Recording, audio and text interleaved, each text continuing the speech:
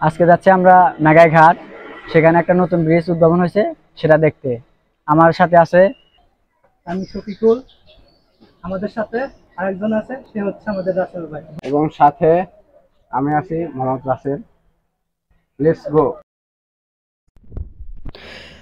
আমরা কাজীপুর মেঘাই ঘাটের উদ্দেশ্যে রওনা হয়েছিলাম ঠিকই, কিন্তু কিছুক্ষণ যাওয়ার পর আমাদের মাইন্ডটা চেঞ্জ করলাম। আমরা কাজীপুর মেঘাই ঘাটের পরিবর্তে চলে গেলাম কলোজারে।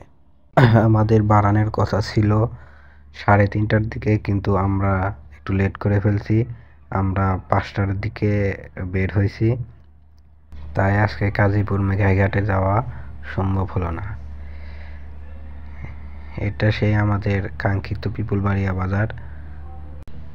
এই পিপুলবাড়িয়া বাজার সিরাজগঞ্জ শহরের চেয়ে কোনো অংশে কম না, এখানে সব কিছু পাওয়া যায় A to Z। কিছুক্ষণ যাওয়ার পর আমরা হরিণা বাগবাটি তেলের পাম্প থেকে মোটরসাইকেলে তেল তুলে নিলাম, তারপর আবার রওনা দিলাম। বর্তমানে কাজীপুর মেঘাই ঘাট থেকে সিরাজগঞ্জ কাঠের পুল পর্যন্ত যে রাস্তাটা, এটা একদম 4 লাইনের, একদম পুরোপুরি একদম নতুন রাস্তা তৈরি হয়েছে। আগে এই রাস্তার অবস্থা খুবই খারাপ ছিল, বলতে খুবই খারাপ।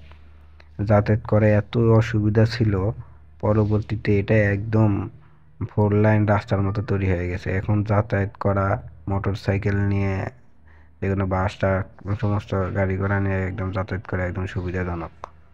কিন্তু এই রাস্তা সিরাজগঞ্জ খোকসাবাড়ি হসপিটাল থেকে সিরাজগঞ্জ কাঠের পুল পর্যন্ত প্রায় 5 কিলোমিটার দীর্ঘ রাস্তাটা এখনো নির্মাণ কাজ চলতেছে।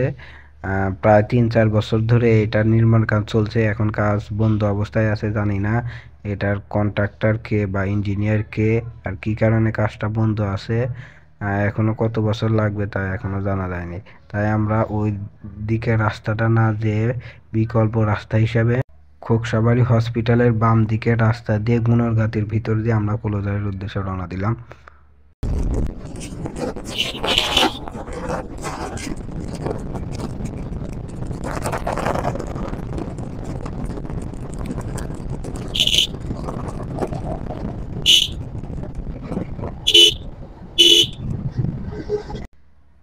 এই সেই আমাদের সিরাজগঞ্জ হাট পয়েন্ট।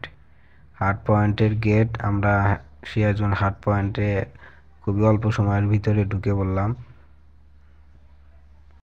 আমাদের সিরাজগঞ্জ হাট পয়েন্ট সিরাজগঞ্জ জেলার ঐতিহাসিক একটি পয়েন্ট। এখানে প্রতিনিয়ত হাজার হাজার লোক ফ্যামিলি নিয়ে, বন্ধু বান্ধব নিয়ে, বয়ফ্রেন্ড গার্লফ্রেন্ড এখানে প্রতিনিয়ত ঘুরতে আসে। তাছাড়া এখানে দেখার মতো একটা জায়গা হচ্ছে মুক্তিযোদ্ধার একটি মূর্তি তৈরি করা হয়েছে। তৈরি করতে প্রায় 66 লাখ টাকার মতো খরচ হয়েছে। তাছাড়া আমরা কিছু 3জন মিলে ছবি উঠলাম, কিছু ভিডিও বানালাম, কিছু টক শো করলাম। ভিডিও এবং টক শোর মাধ্যমে আজকে আমরা ব্লগটা শেষ করে ফেলছি। আমাদের এই ছোট্ট ব্লগটিকে আরও যদি ভালো লাগে তাহলে লাইক কমেন্ট শেয়ার করে আমাদের পাশে থাকবেন। ধন্যবাদ।